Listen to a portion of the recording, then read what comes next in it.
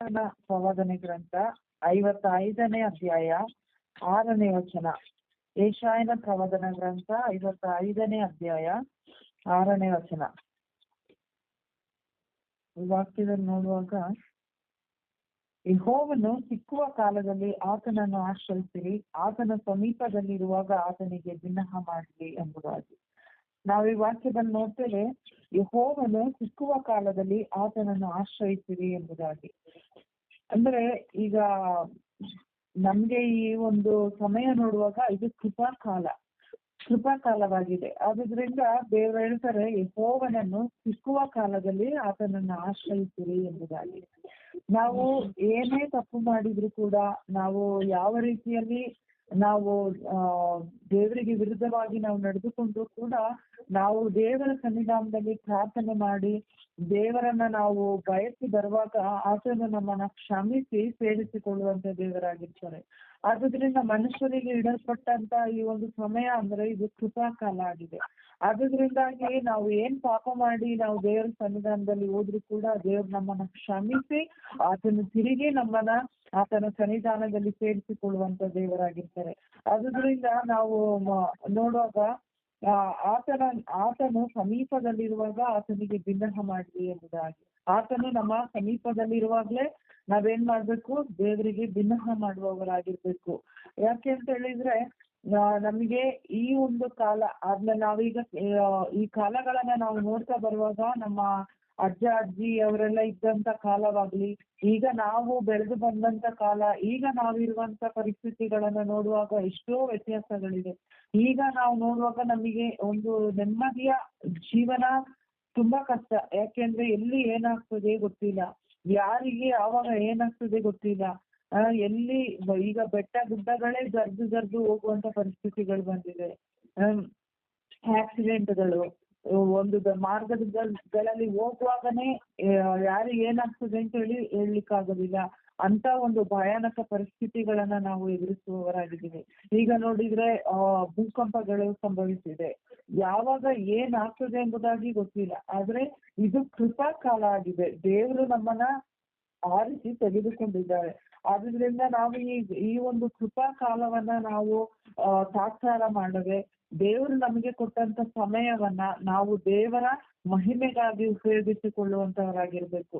ಕೆಲವೊಮ್ಮೆ ದೇವರ ವಾಕ್ಯವು ಪ್ರತಿಯೊಬ್ಬರ ಹೃದಯಕ್ಕೆ ಮುಟ್ಟಿರ್ತದೆ.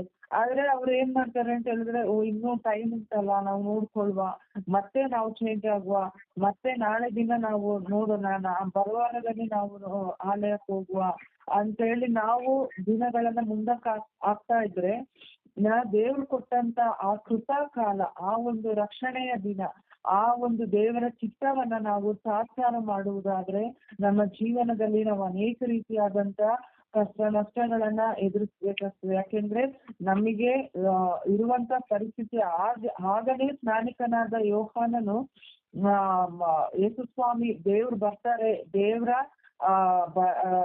ಬರವಣಿಗೆ ಸಮೀಪ ಆಗಿದೆ ಅಂತ ಹೇಳಿ ಆತನು ಸ್ನಾನಿಕನಾದ ಯೋಹಾನನು ದೇವರ ಕಡೆಗೆ ತಿರುಗಿಕೊಳ್ಳಿರಿ ಅಂತ ಹೇಳಿ ಅನೇಕ ಜನರನ್ನ ಎಚ್ಚರಿಸಿ ದೀಕ್ಷಾ ಸ್ನಾನವನ್ನ ಕೊಡ್ತಾ ಇದ್ರು. ಆತನ ಹಾದಿಗಳನ್ನ ನೆಟ್ಟಗೆ ಮಾಡ್ರಿ, ಆತನ ದಾರಿಯನ್ನ ಸಿದ್ಧ ಮಾಡ್ರಿ ಅಂತ ಹೇಳಿ ಆಗನೇ ಎಚ್ಚರಿಕೆ ಕೊಟ್ಟು ದೇವರ ಹಾದಿಗಳನ್ನ ಸರಿ ಮಾಡ್ಬೇಕು, ಜನರನ್ನ ದೇವರ ದಾರಿಯಲ್ಲಿ ನಡೆಸಲಿಕ್ಕೆ ಅವರು ಪ್ರಯತ್ನ ಮಾಡ್ತಾ ಇದ್ದಾರೆ. ಅದೇ ರೀತಿ ಇದುವರೆಗೂ ಕೂಡ ಮುಂದುವರ್ಕೊಂಡೇ ಬಂದಿದೆ. ಆದ್ರೂ ಯಾವಾಗ ದೇವರು ಬರ್ತಾರೆ ಎಂಬುದಾಗಿ ನಮಗೆ ಗೊತ್ತಿಲ್ಲ. ಆತನು ಕಳ್ಳನು ಬರುವ ರೀತಿಯಲ್ಲಿ ಬರ್ತಾನೆ ಅಂತ ದೇವರ ವಾಕ್ಯದಲ್ಲಿ ನಾವು ನೋಡ್ತೇವೆ.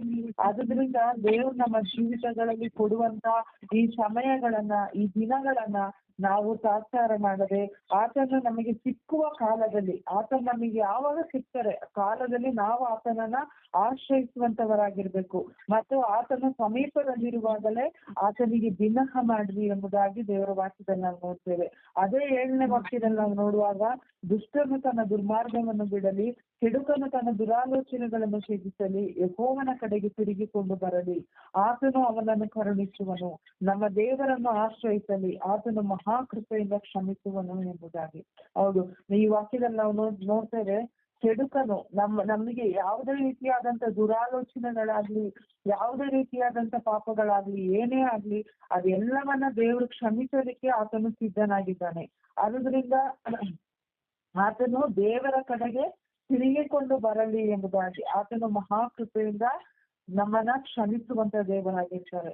ಅದರಿಂದ ನಾವು ತಪ್ಪುಗಳನ್ನ, ನಾವು ಪಾಪಗಳನ್ನ ಮಾಡಿ ನಾವು ಮನುಷ್ಯರ ಒಂದು ದೃಷ್ಟಿಗೆ ನಾವು ಸಿಕ್ಕಿಕೊಂಡಾಗ ಆ ಮನುಷ್ಯರು ನಮ್ಮನ್ನ ಗುರುತಿಡಿಯೋದು ಅದೇ ಒಂದು ಕಾರ್ಯದಲ್ಲಿ, ಇವತ್ತು ಅವನ ಆ ತರ ಕೆಲಸ ಮಾಡಿದ, ಇವನು ಈ ತರ ಕೆಲಸ ಮಾಡಿದ ಎಂಬುದಾಗಿ ಅದನ್ನು ಗುರುತಿಸ್ತಾರೆ. ಒಳ್ಳೇದನ್ನ ಗುರುತಿಸೋದು ಕಷ್ಟ, ಆದ್ರೆ ಕೆಟ್ಟದ್ ಮಾಡಿದ್ರೆ ಅದನ್ನು ಬೇಗ ಗುರುತಿಸ್ತಾರೆ. ಆದ್ರೆ ನಮ್ಮ ದೇವರ ಆ ರೀತಿಯಾದಂತ ದೇವರಲ್ಲ.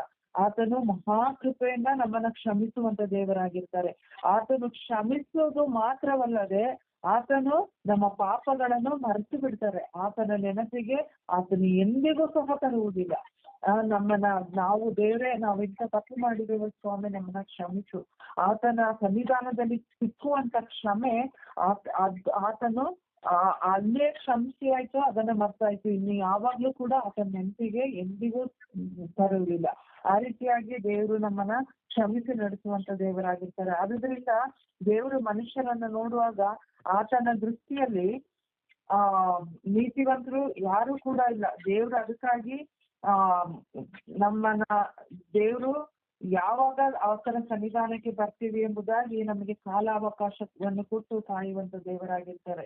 ಅದರಲ್ಲಿ ಕೀರ್ತನೆಗಳು 14ನೇ ಅಧ್ಯಾಯ 2ನೇ ವಚನದಲ್ಲಿ ನಾವು ನೋಡುವಾಗ, ಕೀರ್ತನೆಗಳು 14:2 ನೋಡುವಾಗ, ಮನುಷ್ಯರಲ್ಲಿ ತನ್ನ ಸಾನ್ನಿಧ್ಯವನ್ನು ಅಪೇಕ್ಷಿಸುವ ಬುದ್ಧಿವಂತರು ಇದ್ದಾರೋ ಇಲ್ಲೋ, ಯೆಹೋವನು ಆಕಾಶದಿಂದ ಮನುಷ್ಯರನ್ನು ನೋಡಲಾಗಿ ಒಳ್ಳೆಯದನ್ನು ಮಾಡುವವನು ಇಲ್ಲ, ಒಬ್ಬನಾದರೂ ಇಲ್ಲ, ಪ್ರತಿಯೊಬ್ಬನು ದಾರಿ ತಪ್ಪಿದವನು, ಎಲ್ಲರೂ ಕೆಟ್ಟು ಹೋದವರೇ ಎಂಬುದಾಗಿ.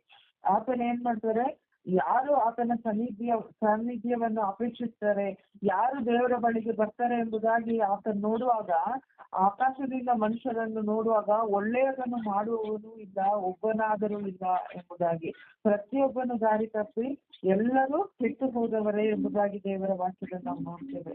ಆದುದರಿಂದ ಕೆಟ್ಟು ಹೋದವರನ್ನ ರಕ್ಷಿಸುವುದಕ್ಕೋಸ್ಕರವಾಗಿ ದೇವರು ಯೇಸು ಸ್ವಾಮಿಯನ್ನ ನಮಗಾಗಿ ಕಳುಹಿಸಿಕೊಟ್ರು. ಆದುದರಿಂದ ನಾವು ಈಗಿನ ಒಂದು ದಿನಮಾನಗಳಲ್ಲಿ ನಾವು ಯಾವ ರೀತಿಯಾಗಿ ನಾವು ದೇವರ ಸನ್ನಿಧಾನದಲ್ಲಿ ನಾವು ಬೆಳೀತಾ ಇದ್ದೇವೆ, ಯಾವ ರೀತಿಯಾಗಿ ನಾವು ದೇವರನ್ನ ಆತುಕೊಳ್ತಾ ಇದ್ದೇವೆ, ಆತನ ಪ್ರಸನ್ನತೆಯನ್ನ ನಾವು ಎಷ್ಟರ ಮಟ್ಟಿಗೆ ಬಳಸ್ತಾ ಇದ್ದೇವೆ ಎಂಬುದಾಗಿ ನಮ್ಮನ್ನು ನಾವು ಪರಿಶೋಧಿಸಿಕೊಳ್ಳುವುದು ಅಷ್ಟೇ ಪ್ರಾಮುಖ್ಯತೆಯಾಗಿದೆ. ನಾವು ಯಾವುದರಲ್ಲಿ ನಮಗೆ ಕಮ್ಮಿ ಆಗಿದೆ, ನಾವು ನಂಬಿಕೆಯಲ್ಲಿ ನಾವು ಕಮ್ಮಿ ಆಗಿದ್ದೇವಾ, ಅಥವಾ ನಾವು ದೇವರನ್ನ ಪ್ರೀತಿ ಮಾಡುವುದರಲ್ಲಿ, ಅಥವಾ ಪರಸ್ಪರ ಒಬ್ಬರನ್ನೊಬ್ಬರು ಪ್ರೀತಿ ಮಾಡುವುದರಲ್ಲಿ ಯಾವುದರಲ್ಲಿ ನಾವು ಕಮ್ಮಿ ಆಗಿದ್ದೇವೆ ಎಂಬುದಾಗಿ ನಮ್ಮನ್ನೇ ನಾವು ಪರೀಕ್ಷೆ ಮಾಡಿಕೊಂಡು ನಾವು ದೇವರ ಸನ್ನಿಧಾನದಲ್ಲಿ ನಾವು ಯೋಗ್ಯರಾಗಿ ನಡೆದುಕೊಳ್ಳುವುದಕ್ಕೆ ನಾವು ಪ್ರಯಾಸ ಪಡಬೇಕು.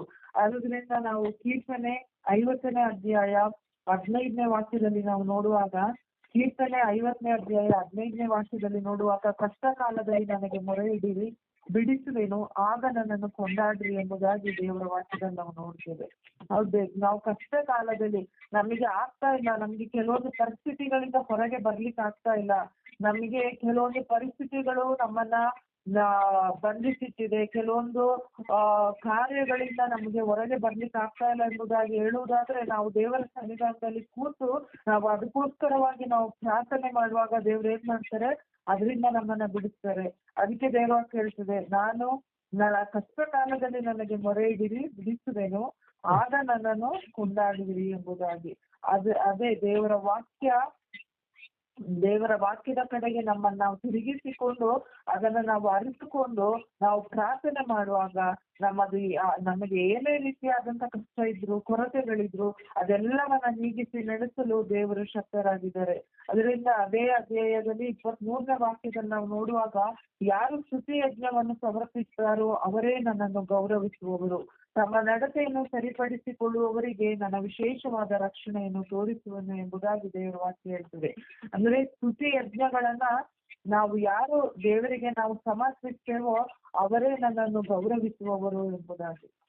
ನಮ್ಮ ಮನಸ್ಸಲ್ಲಿ ಯಾವಾಗ್ಲೂ ನಾವು ದೇವರಿಗೆ ಸ್ತುತಿ ಪದಗಳನ್ನ ನಾವು ಸ್ತುತಿ ಯಜ್ಞಗಳನ್ನ ಸಮರ್ಪಿಸುವಂತವರಾಗಿರ್ಬೇಕು. ಅದಕ್ಕೆ ನಮ್ಗೆ ಎಲ್ಲಾ ಟೈಮಲ್ಲೂ ನಮ್ಗೆ ಅದು ಸಾಧ್ಯ. ನಮ್ಗೆ ಅದಕ್ಕಾಗಿ ನಾವು ಪ್ರಾರ್ಥನೆಗೆ ಕೂತು ಅದಕ್ಕಾಗಿ ನಾವು ಪ್ರಾರ್ಥನೆ ಮಾಡಿ ಸ್ತುತಿ ಯಜ್ಞವನ್ನ ಸಮರ್ಪಿಸ್ಬೇಕು ಅಂತ ನಾವು ಹೋಗುವಾಗ್ಲೂ ಬರುವಾಗ್ಲೂ ನಿಂತಿರುವಾಗ್ಲೂ ಕೆಲಸ ಮಾಡುವಾಗ್ಲೂ ಕೂತಿರುವಾಗ್ಲೂ ಪ್ರತಿಯೊಂದೊಂದು ಸಮಯದಲ್ಲಿಯೂ ನಾವು ನಮ್ಮ ಮನಸ್ಸಲ್ಲಿ ನಾವು ದೇವರನ್ನ ಸ್ತುತಿಸ್ತಾ ಆತನನ್ನ ಗೌರವಿಸುವವರಾಗಿರ್ಬೇಕು.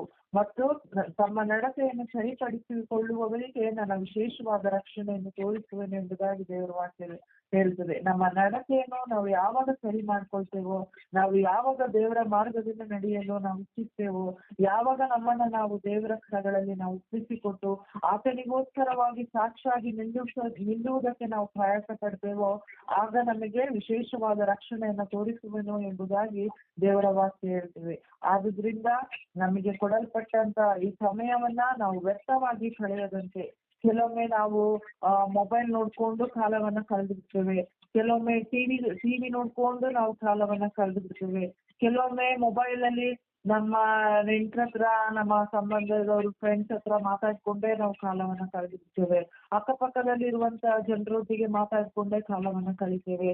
ಕೊಡಲ್ಪಟ್ಟಂತ ಕಾಲವನ್ನ ನಾವು ಈ ರೀತಿಯಾಗಿ ಕಳೀತಾ ಹೋಗ್ತೇವೆ. ಆದುದರಿಂದ ಅದನ್ನ ನಾವು ನೆನಪಿನಲ್ಲಿಟ್ಟುಕೊಂಡು ನಮಗೆ ಕೊಡಲ್ಪಟ್ಟಂತ ಕಾಲವನ್ನ ಸಮಯವನ್ನ ನಾವು ದೇವರ ನಾಮ ಮಹಿಮೆಗೋಸ್ಕರವಾಗಿ ಉಪಯೋಗಿಸಿಕೊಳ್ಳುವುದಕ್ಕೆ ನಾವು ಪ್ರಯಾಸ ಪಡುವ ಎಂಬುದಾಗಿ ನಾನು ಹೇಳಿ ಈ ವಾಕ್ಯವನ್ನ ದೇವರ ಆಶೀರ್ವದಿಸಲಿ. ನಾವು ನಮ್ಮನ್ನು ನಾವು ದೇವರ ಕರಗಳಲ್ಲಿ ಒಪ್ಪಿಸಿಕೊಟ್ಟು ಪ್ರಾರ್ಥನೆ ಮಾಡುವ.